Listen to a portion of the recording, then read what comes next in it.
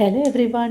ഇന്ന് മോർണിംഗ് ബ്രേക്ക്ഫാസ്റ്റിന് നമ്മുടെ ഗോതമ്പ് മാവ് വെച്ചിട്ട് ഒരു അട ദോശയാണ് ഉണ്ടാക്കുന്നത്. അതിനിപ്പോൾ 2 കപ്പ് ഗോതമ്പ് മാവ് എടുക്കുന്നുണ്ട്. നമ്മുടെ മിക്സിയിലേക്കാണ് ഇട്ട് കൊടുക്കുന്നത്. അപ്പോൾ 2 കപ്പ് ആട്ടാമാവ്. ഇതിൻ്റെ കൂടെ നമ്മൾ അടയ്ക്ക് ചേർക്കുന്ന പോലെ തന്നെ ഇപ്പോൾ ഞാൻ ഒരു പച്ചമുളക്, ഒരു ചുവന്ന മുളക്, പിന്നെ ഒരു 1/2 ടീസ്പൂൺ ജീരകം, അത് കഴിഞ്ഞിട്ട് ഒരു ചെറിയ സവാള അത് ആഡ് ചെയ്തു, ഒരു പീസ് ഇഞ്ചി ആഡ് ചെയ്തിട്ടുണ്ട്, പിന്നെ കായപ്പൊടി കുറച്ച് ആഡ് ചെയ്തു, ഉപ്പും ആഡ് ചെയ്ത് കൊടുക്കാം. ഇനി ഒരു 3 ടേബിൾ സ്പൂൺ തൈര് ആഡ് ചെയ്ത ശേഷം പാകത്തിന് വെള്ളവും ചേർത്ത് നമുക്ക് അരച്ചെടുക്കാം.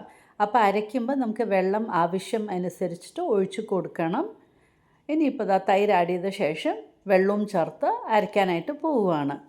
അപ്പോൾ ഒരു നല്ല സ്മൂത്ത് പേസ്റ്റായിട്ട് നമുക്ക് അരച്ചെടുക്കാം.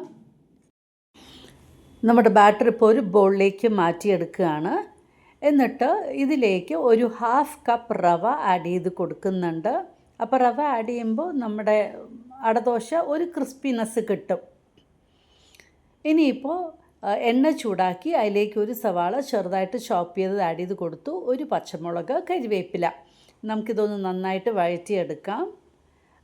സവാളയ്ക്ക് ഒന്ന് സോഫ്റ്റ് ആയ ശേഷം ഒരു ചെറിയ ടൊമാറ്റോ അതും എടുത്ത് കൊടുത്തിട്ടുണ്ട്. അതും ഒന്ന് വഴറ്റി കൊടുക്കാം. ജസ്റ്റ് ഒന്ന് വഴറ്റിയാൽ മതി. എന്നിട്ട് ഈ മിക്സ്ചർ നമ്മുടെ ബാറ്ററിലേക്ക് ആഡ് ചെയ്ത് കൊടുക്കാം. അപ്പോൾ ഇത് നല്ലൊരു ടേസ്റ്റ് തരും. ഇതിൻ്റെ കൂടെ നമുക്ക് മല്ലിയില വേണമെങ്കിലും ആഡ് ചെയ്ത് കൊടുക്കാം. ഞാൻ കരിവേപ്പിലയാണ് ആഡ് ചെയ്തത്. അപ്പോൾ ബാറ്റർ റെഡി ആയിട്ടുണ്ട്. ഇനിയിപ്പോൾ ഒരു 10 മിനിറ്റ് മാറ്റി വയ്ക്കാം. ഇനിയിപ്പോൾ അതേ പാനിൽ സമ്മന്തി ഉണ്ടാക്കാനായിട്ട് എണ്ണ ചൂടാക്കി ഒരു പച്ചമുളക്, 3 ചുവന്ന മുളക്, ഒരു 4 വെളുത്തുള്ളി ഇട്ടിട്ടുണ്ട്.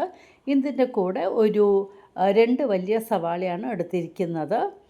അതും ആഡ് ചെയ്ത് കൊടുത്തു. ഒരു ചെറിയ പീസ് ഇഞ്ചി. എന്നിട്ട് നന്നായിട്ടൊന്ന് വഴറ്റി കൊടുക്കാം.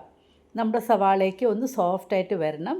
എന്നിട്ട് ഒരു ചെറിയ പീസ് പുളി ഇത് ആഡ് ചെയ്ത് കൊടുത്തു. പുളിയും ഒന്നായ ശേഷം മല്ലിയിലയാണ് ആഡ് ചെയ്യുന്നത്. മല്ലിയിലയും ഉണ്ടായിരുന്നു, പിന്നെ ഷീമ കൊത്തമല്ലി അതും ഉണ്ടായിരുന്നു. അപ്പോൾ രണ്ടും കൂടെ ആഡ് ചെയ്ത് കൊടുത്തു. എന്നിട്ട് വീണ്ടും നന്നായിട്ട് വഴറ്റി കൊടുക്കുക. ഉപ്പും ചേർത്തിട്ട് ഒന്ന് ചൂടാക്കിയ ശേഷം നമുക്ക് സ്റ്റവ് ഓഫ് ചെയ്യാം. എന്നിട്ട് ആറിയ ശേഷം മിക്സിയിലിട്ട് നമുക്ക് അരച്ചെടുക്കാം. ഉപ്പ് പാകത്തിനുണ്ടോയെന്ന് നോക്കണം. അപ്പോൾ അങ്ങനെ സമ്മന്തിയും റെഡി ആയിട്ടുണ്ട്. ഇനിയിപ്പോൾ അടദോശയുടെ മാവ് നമുക്ക് കൺസിസ്റ്റൻസിക്ക് കറക്റ്റാണോ എന്ന് നോക്കിയ ശേഷം ദോശക്കല്ലിൽ ഒഴിച്ച് തുടങ്ങാം. അപ്പോൾ ഇത് കുറച്ച് തിക്കായിട്ടാണ് വരിക. എന്ന് വെച്ചാൽ നമ്മൾ സവാളയും പച്ചമുളകും തക്കാളിയൊക്കെ ഇട്ടിട്ടുണ്ടല്ലോ. എന്നിട്ട് മുകളിൽ കുറച്ച് എണ്ണയും ഡ്രിസിൽ ചെയ്ത് കൊടുക്കുക. നമ്മുടെ ദോശക്കല്ലിൽ നിന്നും ഈസി ആയിട്ട് അങ്ങനെ വിട്ട് കിട്ടുകയും ചെയ്യും. അങ്ങനെ നല്ലതാണ്, ടേസ്റ്റി ആയിട്ടുള്ളൊരു ഗോതമ്പ് മാവ് വെച്ചിട്ടുള്ള അടദോശ റെഡി ആയിട്ടുണ്ട്. ഇതുപോലെ ഒന്ന് ട്രൈ ചെയ്ത് നോക്കൂ, നിങ്ങൾക്കും എന്തായാലും ഇഷ്ടമാകും. Thank you for watching my YouTube channel.